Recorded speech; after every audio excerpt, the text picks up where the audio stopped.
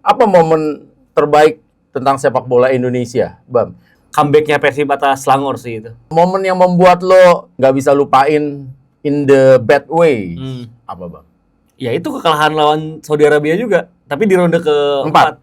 Itu tuh kekalahan yang agak disayangkan gitu, karena kita udah nggak sabar nih nunggu-nunggu timnas, pas main udah makalah, mainnya jelek lagi. Ini untuk pertama kalinya nih Persija bisa disalip sama Persib kan? Iya. Ya itu sebenarnya tidak menjadi modal yang bagus sebelum nanti mereka akan bertemu pada tanggal 11 Januari ya. Betul. Jadi memang gua rasa saatnya Persija untuk bounce back tuh di laga ini. Cuman kan perbedaan antara Persija Persib dan juga Borneo sama Malut, ini kan soal mental juara aja. Iya. Prediksi lo. Cenayang Mang Ibam untuk menutup edisi komentari 2025.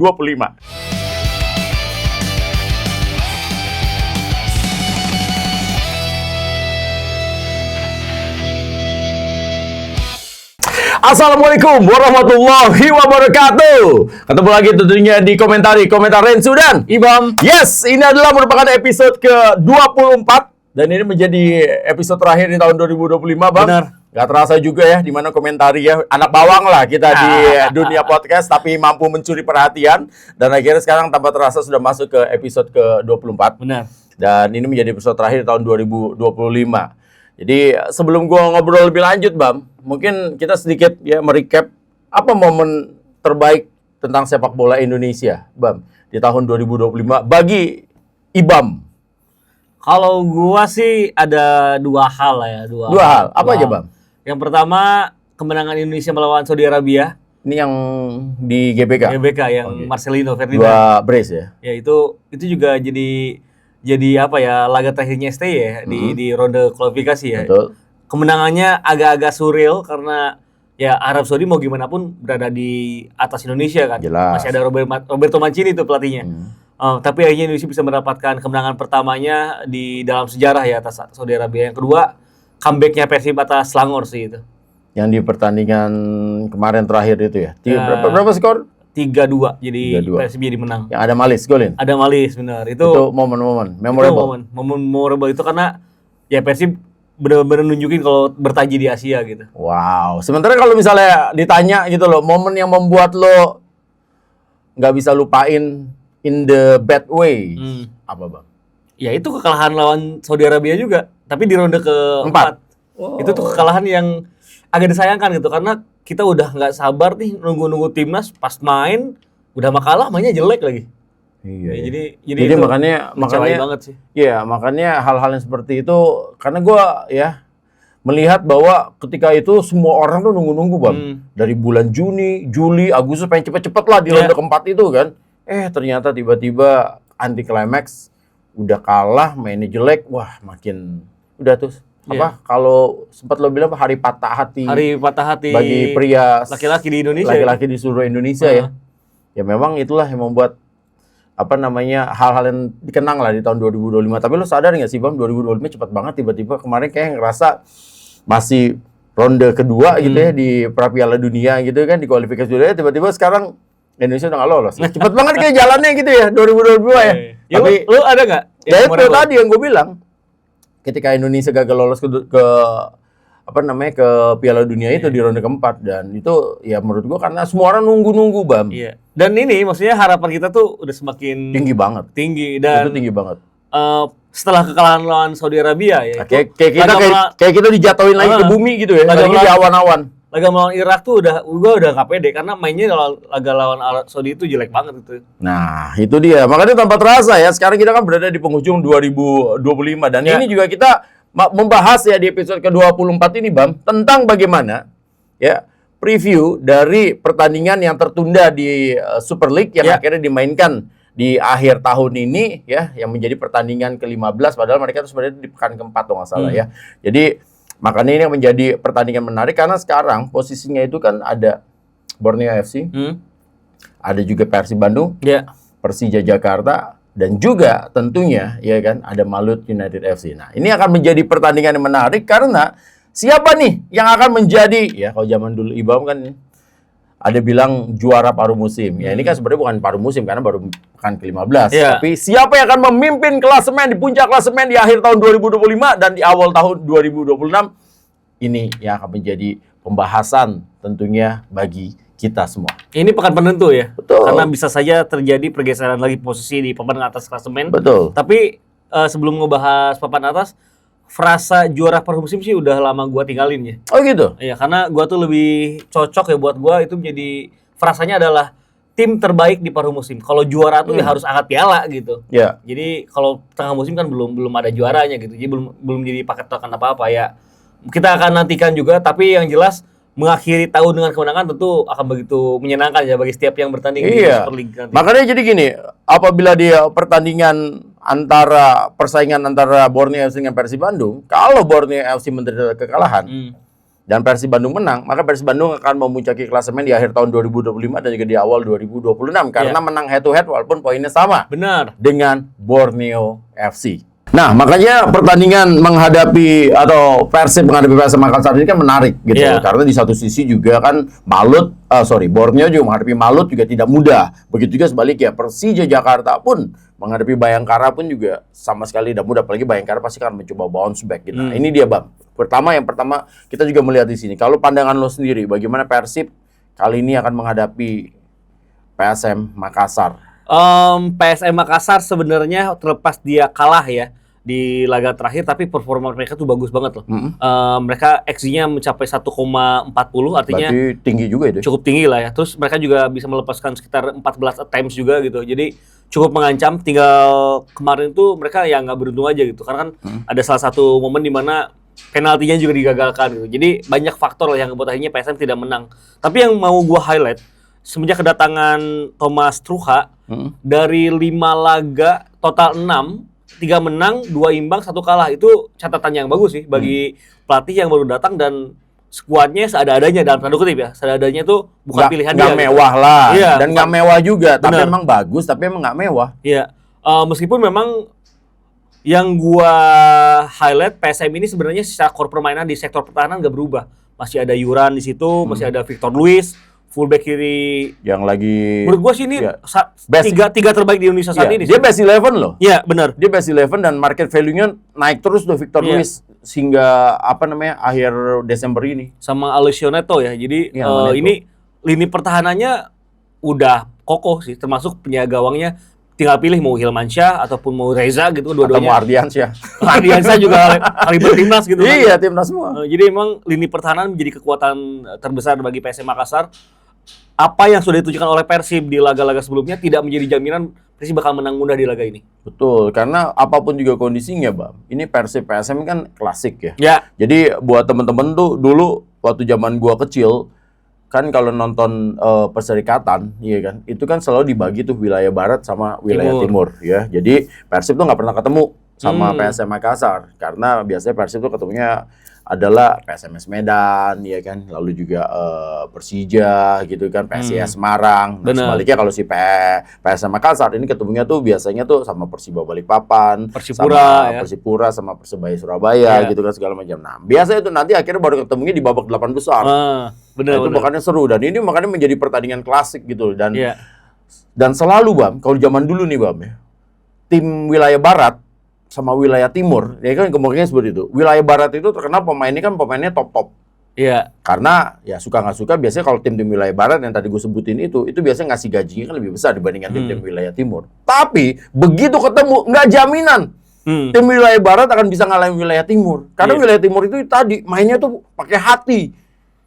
Pakai bener-bener, wah gila, bener-bener daya juangnya itu luar biasa. Itu yang membuat tim-tim wilayah barat akhirnya nggak mudah untuk ngalahin tim-tim wilayah timur. Gue ingat zaman dulu tuh kita terkenal ya di tim wilayah barat tuh timnya lebih teknikal, lebih taktikal. Iya, lebih salon. Iya, timur ini energik gitu, energik, daya juang gitu kan. Itu yang buat akhirnya lagi ini juga bakal menarik.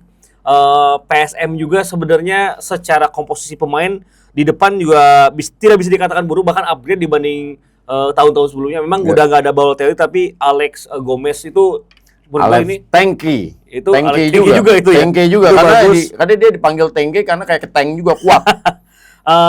Victor Detan gua rasa semakin matang untuk bermain di flank.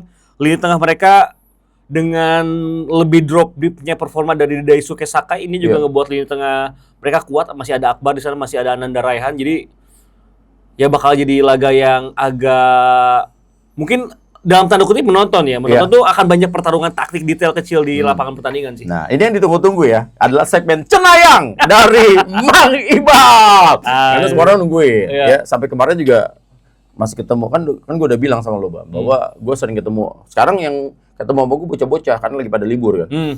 Dia kan kalau manggil gue, Bung Rensu, wah gila, ya kayak akrab banget sama gue gitu. Kalau bocah-bocah tuh suka gitu. Karena kan mungkin gue sering bercanda-bercanda sama mereka. Bung Rensu, besok pertandingan berapa coba tanya itu sama Mang Ibam. Wah, bocah-bocah kecil-kecil. Makanya sekarang nih, ya Dek, nih mumpung ada Mang Ibam kita tanya.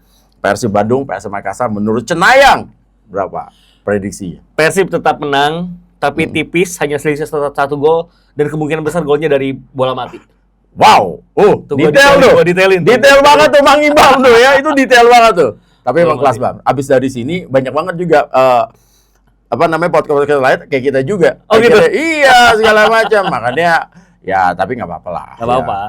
Kan sama-sama sama-sama memberikan yang terbaik. Bener, tesnya juga nggak bakal sama kok. Wow, beda lah kalau namanya kayak masak Bang. Iya. Yang namanya chef, ingredientnya sama, semuanya sama, tangannya beda, rasanya kan beda. Bener. Nah, selanjutnya kita bahas di pertandingan antara Persija Jakarta ya menghadapi Bayangkara. Ini dua-duanya lagi terluka. Dan Persija Jakarta nggak boleh slip lagi. Dan kali ini mereka akan main di Jakarta ya sebagai home. Dan ini adalah pertandingan akhir tahun. Apalagi mereka baru ulang tahun Persija Jakartanya. The Jack-nya pun juga baru ulang tahun. Cuman kadonya kan kemarin gagal tuh menang lawan Semen Padang. Nah ini pasti akan meluapkan semuanya menghadapi Bayangkara. Di satu sisi Bayangkara memang agak nggak enak juga sih memang jadwalnya Bab.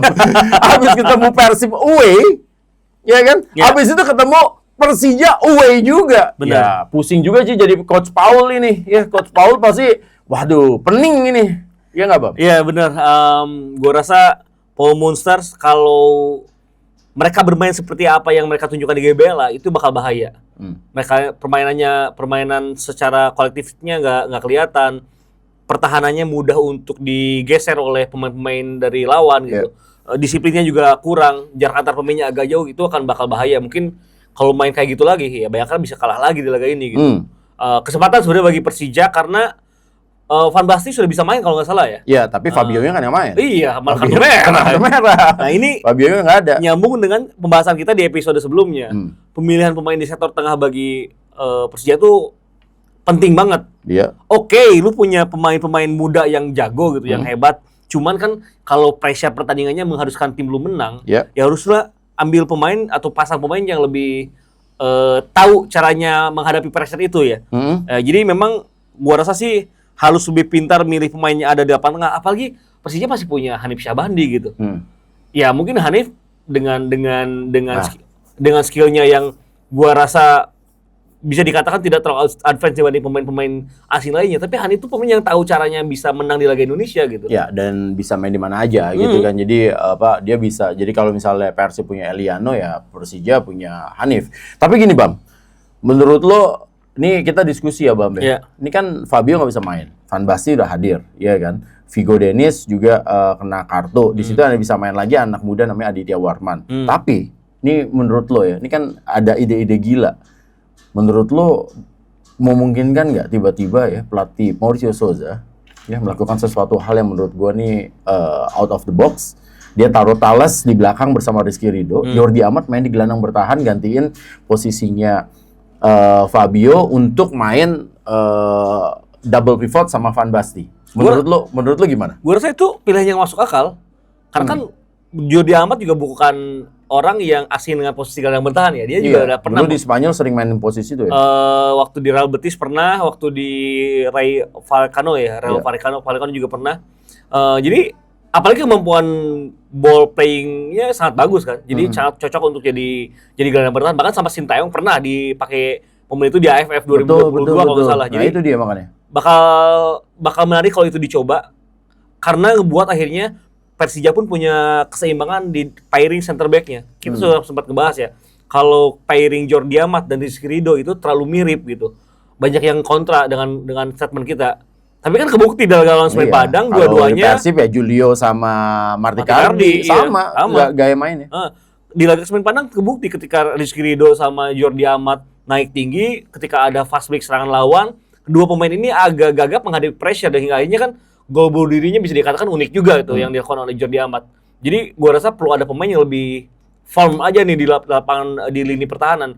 Ya jawabannya ada Thales, karena Thales pun di pekan sebelumnya kan dia masuk best 11 ya kalau nggak salah. Jadi memang agak disayangkan kalau pemain sekelas Thales yang sedang on form justru main di bangku cadangan gitu. Karena gue bisa memahami sih Bam, kenapa tetap formasinya tetap bisa berubah, tidak berubah karena investasinya kan lumayan tinggi untuk dua pemain ini. Benar, ada faktor itu juga. Ya, karena kita kan harus ngelihat dari sisi manajemen juga gitu loh. Lu sudah mengontrak pemain seperti Jordi Amat, mendatangkan pemain sekelas Jordi Amat. Di satu sisi Rizky Ridho adalah juga seorang kapten dan sekarang Rizky Ridho menjadi pemain lokal termahal loh, market value-nya. Walaupun ya market value itu nggak bisa jadi jaminan karena ya pengalaman gue sih market value itu hanya hitungan di atas kertas aja, kontraknya sih nggak sampai segitu biasanya gitu loh. Nah kan kondisi seperti itu juga, captain sama satu lagi adalah pemain hitungannya kan Jordi Amat ini kan marquee player gitu. Marquee player terus lu nggak mainin, nah kan serba salah juga, pelatih juga pasti ya ini suka nggak suka, pasti pelatih juga terintervensi juga dengan kondisi seperti itu gitu loh, walaupun kita nggak tahu sebenarnya kejadiannya seperti apa. Nah, makanya kan bingung juga kan bagi Mauricio Sousa kan. Makanya ini akhirnya jalan tengahnya ya kan positif nih. Jadi ada blessing in disguise juga nih. Yes, dengan kartu merahnya Fabio gitu kan. Ya bisa aja. Ini kan kita kasih opsi, ini opsi dari pengamat sotoy lah. Kan kita ngomongin ya. In my sotoy opinion. Ya gitu kan bahasanya kan. Jordi Amat main sebagai holding, Van Basten sebagai double pivotnya, di belakang Thales sama Rizky Ridho gitu loh. Artinya Mauricio Sousa harus bisa handling tim dengan manajemen yang tepat, ditambah ia juga harus bisa tegas gitu. Karena tidak bisa mengakomodir semua pemain gitu. Namanya sepak bola harus ada hitung-hitungan yang diambil gitu. Agar timnya seimbang. Ini Persija tuh perlu keseimbangan dan perlu kestabilan untuk membuat mereka juga terus memberikan pressure terhadap tim-tim yang ada di atasnya Persija. Karena kan ini untuk pertama kalinya nih Persija bisa disalip sama Persib kan? Ya itu sebenarnya tidak menjadi modal yang bagus sebelum nanti mereka akan bertemu pada tanggal 11 Januari ya. Betul. Jadi memang gua rasa saatnya Persija untuk bounce back tuh di laga ini. Betul. Dan Rio yang seperti kita bahas kan dia dimainin kemarin gantiin Witan. Ya sekarang kan mungkin sudah semakin baik lagi posisinya. Berarti ada kemungkinan juga dia akan main starter ya karena Fransa tetap tidak bisa memberikan untuk level Persija sekarang dia menjadi pemain asing dengan level paling sulit sih. Jadi nanti itu akan ada transfer window kedua dan pemain itu sudah bisa dimainkan di pertandingan ke-18. Pekan ke-18 sudah dimainkan, tapi sekarang ini udah mulai ada pemain-pemain baru. Nah, ini berarti kemungkinan besar menurut lo kan tetap dipasang Witan atau nanti kan mereka pasang Rio dari awal, Bang. Menurut lo, pandangan lo? Ngelihat kemarin Rio udah lebih energik, udah lebih pulih lagi rasa percaya dirinya. Gua rasa sih harusnya di depan Persija tetap Rio, Alano, Maxwell ya. Harus maksimalin. Bahkan bisa geser Maxwell lebih sentral kan. Untuk mengakomodir Rio. Jadi nanti pilihannya juga itu jadi pilihan yang menarik. Apakah Mauricio Sousa akan mainin Witan atau Axel untuk lebih dahulu?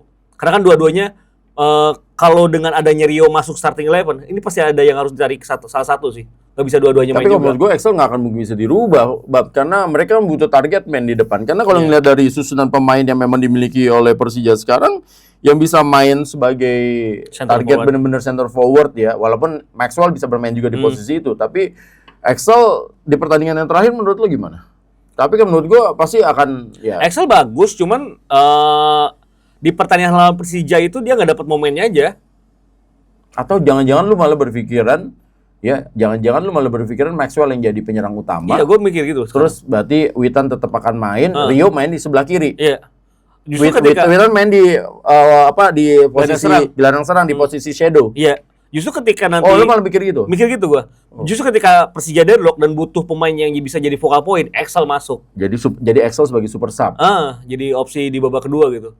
Oke, ini kan menarik ya. Jadi makanya ini ada beberapa hal pandangan-pandangan yang menarik yang kalau Mauricio Sousa tipikal pelatih cari aman, ya mungkin Axel tetap bakal dipasang. Yang artinya Witan bakal tergusur. Agak disayangkan aja kalau Witan dengan dan ini menurut gue nggak mungkin cari aman karena pasti akan cari menang. Benar. Karena main home terakhir dan itu tadi ini kan momentum gitu loh di saat mumpung gitu loh. Borneo ketemu Malut, ya kan, dan Persib juga nggak gampang ketemu lawan PSM Makassar. Dan Persija ya ini momentum juga gitu loh untuk bisa tetap berada dalam persaingan yang sangat ketat. Iya, apalagi sebelum nanti dia bakal tandang ke GBLA ya. Jadi Persija wajib memanfaatkan 2 laga kandang kan. Lawan Bayangkara sama Persijap. Itu dua-duanya harus 3 poin tuh. Nah, itu dia jadi, makanya. Pemilihan komposisi pemain tuh penting banget.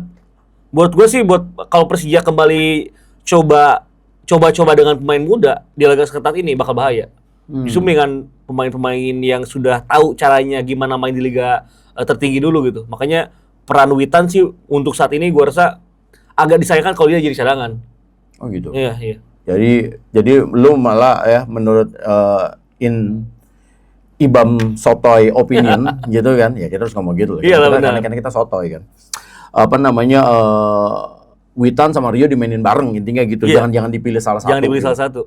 Oke. Yeah. Karena terbukti sih Bang, musim-musim sebelumnya itu Witan kalau sama Rio main itu tektokannya enak banget. Itu. Enak jawabannya banget. itu. Tektokannya enak banget gitu loh. Mereka tuh kayak sama-sama udah saling ngerti gitu loh. Jawabannya itu. Udah kebukti di bawah Thomas Doll, di bawah Carlos Peña. Itu pemain yang bisa kerjasama ketika pertahanan lawan ketat gitu. Apalagi kan Bayangkara masih tercatat sebagai tim kedua dengan jumlah pertahanan. Iya, kebobolan paling sedikit. 11 gol. Iya. Dia cuma kalah dari Borneo sama Persib kan. Jadi memang kalau nanti Bayangkaranya juga tampil bagus ketika defense, ya perlu pemain yang bisa bergerak di area sempit. Nah, 2 pemain ini jawabannya Witan sama Rio. Oke, itu lagi-lagi ya. Ini adalah in our Sotoy opinion. Ya, benar. Ya, kita bilang karena kita kan hanya melihat dari luar aja ya. Kita nggak ngelihat dari kondisi yang dalamnya. Tapi saya rasa ya alhamdulillahnya sih podcast kita ini sering ditonton sama pelatih-pelatih di Super League gitu. Iyalah. Jadi makanya kadang-kadang izin coach. Ya, ini coach. sama sekali nggak ngajarin ya, tapi ini kan Sotoy opinion. Nggak mungkin lah kita ngajarin, kita nggak punya sertifikat. Saya sama punya sertifikat rumah. Nggak bercanda.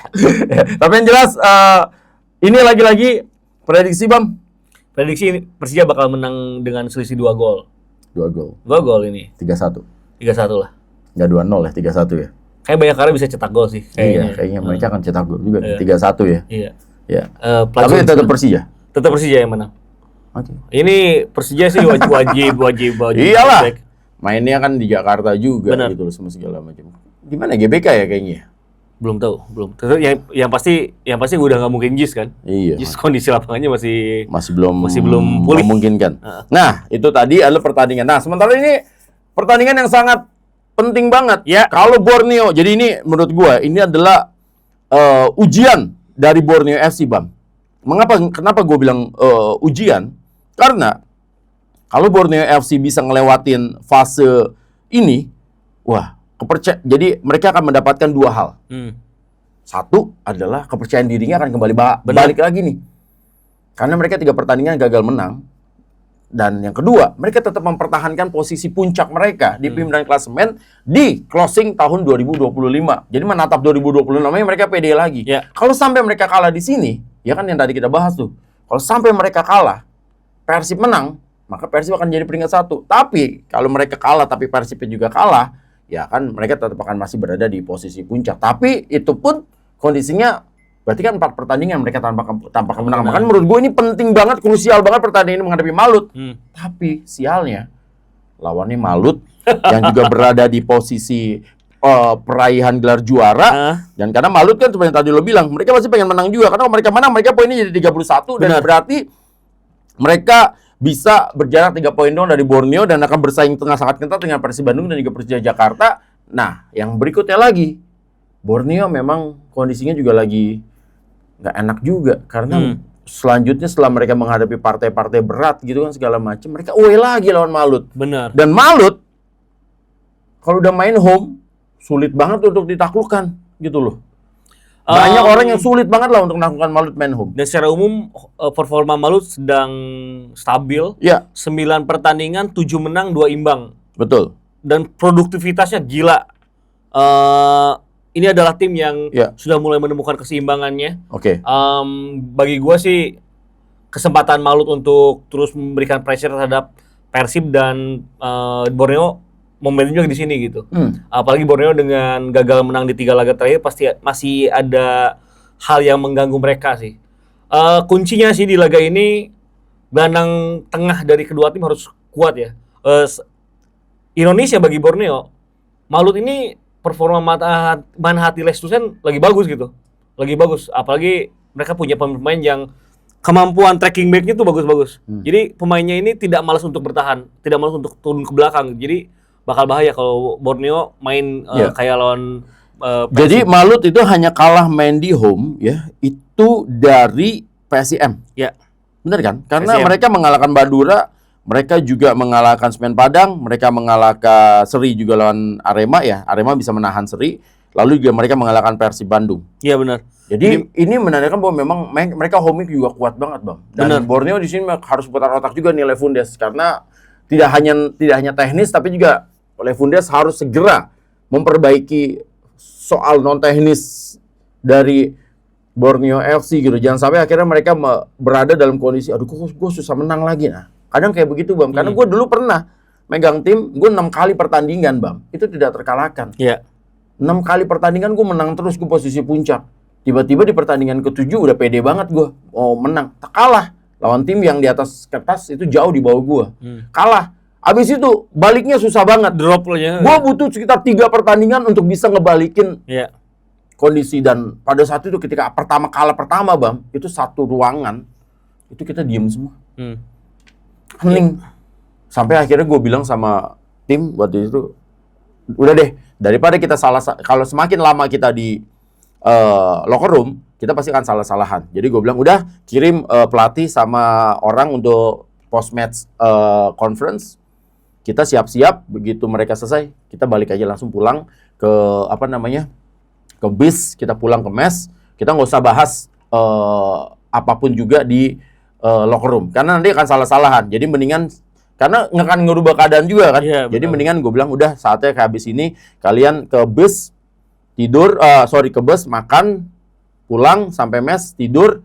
Besok baru kita udah agak tenang, baru kita evaluasi. Karena kalau evaluasi saat itu juga pasti bisa pukul-pukulan, berantem. Karena itu dia gitu. Pasti akan salah-salahan terus kan semua segala macam. Makanya kondisi itu. Nah ini mungkin hal yang terjadi juga sama Borneo gitu. Karena kita nggak tahu kan apa yang terjadi di dalamnya seperti apa. Sebenarnya bagi Borneo untuk keluar dari situasi ini mereka perlu menang dengan cara apapun. Ya tapi masalahnya lawannya Malut dan mainnya away pula, itu dia, Bam. Artinya memang ini lagi-lagi namanya liga memang nggak bisa naif. Kan gua sempat baca kalau coach Nabil Hussein itu sangat senang di bawah Lefundes Borneo tampil menyerang. Tapi yang namanya liga, apalagi persaingannya ketat seperti sekarang, nggak setiap pertandingan bisa di-approach sebagai tim yang menyerang gitu. Kalau menyerang lawan Malut, itu bakal bunuh diri. Itu yang dilakukan oleh Persib Bandung. Persib dengan keadaan yang nggak stabil, fatigue ya, kecapean pemain-pemainnya, tapi tampil terbuka melawan Malut, ya udah menjadi makanan empuk bagi Malut gitu. Begitu juga yang terjadi sama Persija ketika menghadapi Semen Padang kan. Mereka lagi pede 6 kali kemenangan berturut-turut, tiba-tiba Semen Padang mempersiapkan diri dengan sangat baik juga gitu. Nah, ini makanya menurut gua ini akan menjadi bener-bener nih krusial. Kalau sampai Borneo berhasil melewati fase ini, wah mereka akan tetap menjadi tim yang kontender paling kuat juga untuk menjadi salah satu menjadi juara nanti di Super League ini. Tapi kalau mereka gagal di sini berarti 4 pertandingan tanpa kemenangan, dan itu pasti mereka akan semakin kondisinya masih jadi nggak enak lagi juga di dalamnya. Nah, itu makanya kan banyak orang yang mengatakan, Bam, ya Borneo sama Malut ini ya dibandingkan Persija sama Persib, kendala mereka untuk bisa menjadi juara, karena tadi kan udah bahas, mereka sudah finansialnya sangat bagus, mereka punya training ground, mereka juga punya fanatisme penonton yang juga lumayan bagus lah. Cuman kan perbedaan antara Persija Persib dan juga Borneo sama Malut ini kan soal mental juara aja. Iya, mental juara. Lu mau ngomongin apapun juga, dua tim ini Borneo dan Malut belum pernah juara.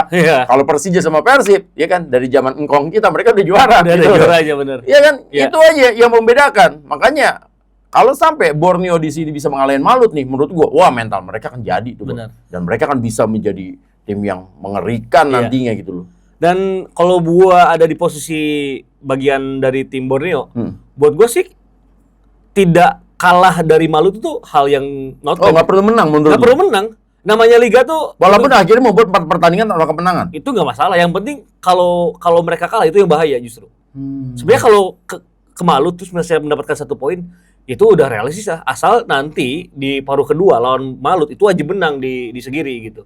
Hitung-hitungannya menurut gue sih kalau liga tuh nggak bisa pengen menang terus atau kalah terus udah pasti karena jelek itu tadi yang gue bilang lagi sama lo, Bam, karena gue kan 6 kali pertandingan, itu gue menang terus.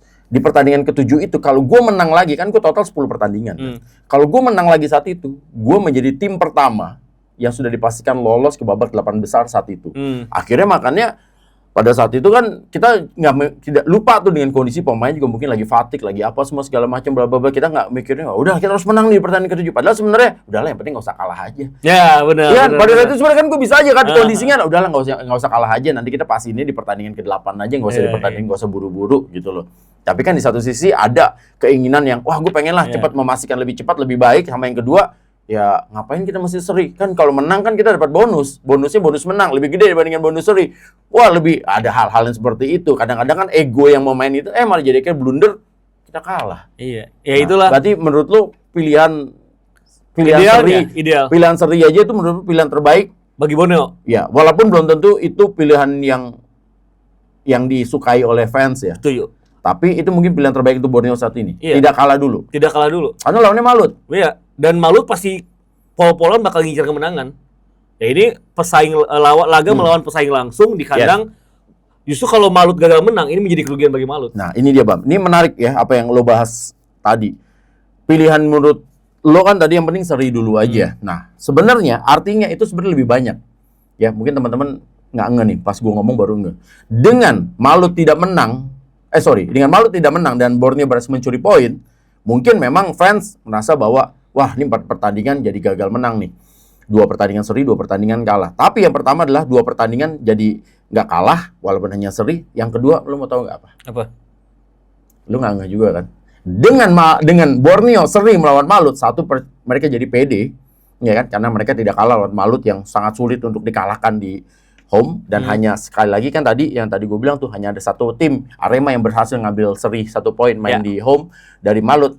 Satunya lagi apa? Dengan Borneo tidak kalah dari Malut, maka pertandingan Persib Bandung menghadapi Persib Bandung menghadapi PS Makassar, apapun hasilnya tidak mempengaruhi Borneo untuk berada di puncak klasemen di tahun 2025. Bener kan? Bener. Dan itu menjadi mereka tetap, apapun kondisinya, ya kemarin anggap aja itu riak-riak kecil, anggap aja itu badai, dan gue berhasil lewat kok, tapi gue tetap masih, apapun kondisinya, gue memang 4 kali gagal meraih kemenangan, tapi gue tetap berada di puncak klasemen di penutup 2025 untuk menatap 2026. Ya kan? Dan yang paling penting adalah Borneo kan sebelum 2 pekan sebelumnya itu banyak main home. Ya. Nah sekarang nih lagi main tandang terus nih.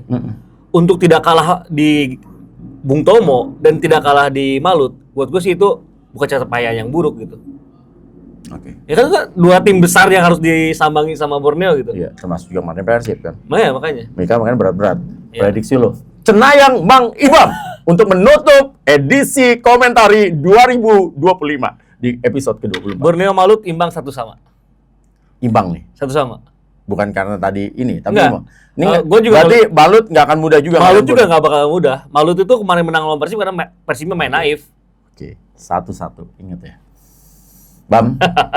Itulah ya komentari episode ke-24 ya, menjadi episode terakhir di tahun 2025 karena kita akan berjumpa lagi nanti di tahun 2026 di episode ke-25. Yes. Yang pasti ya, saya Rendra Sujono dan juga ada Bang Ibam. Nama lengkapnya siapa, Bam? Ibam Hariri. Ya, itu nama sesuai KTP ya, Bam? Enggak. Nah, yang jelas mengucapkan selamat tahun baru buat seluruh pencinta sepak bola, buat semua teman-teman yang sudah menonton Kata Rensu dan juga komentari. Ya, mudah-mudahan tahun 2026 menjadi tahun yang penuh dengan kebaikan buat kita, penuh dengan keberkahan, penuh dengan kesehatan, dan juga pastinya menjadi tahun yang penuh dengan hal-hal baik lah, dengan sukacita buat kita semuanya. Tahun kuda api. Semoga tahun 2026 sepak bola Indonesia naik kelas. Kelas, ini dia. Dan tahun 2026 Indonesia memiliki pelatih yang bagus. Bisa kembali membawa Indonesia dan membuat kita tonton bola tim nasional kembali greget gitu. Menunggu-nunggu lagi. Itu dia kayak gitu kan. Yang kita pengenin. Benar. Jangan lupa juga buat teman-teman yang masih dalam upaya pemulihan di Sumatera Utara, Aceh, dan Sumatera Barat, semangat terus ya. Ya, mudah-mudahan semakin membaik dan cepat ya kembali pulih dan kembali beraktivitas seperti sedia kala gitu ya. Betul. Itu dia komentar Rensu dan Ibam di episode ke-24, episode terakhir di tahun 2025 ya. Wassalamualaikum warahmatullahi wabarakatuh.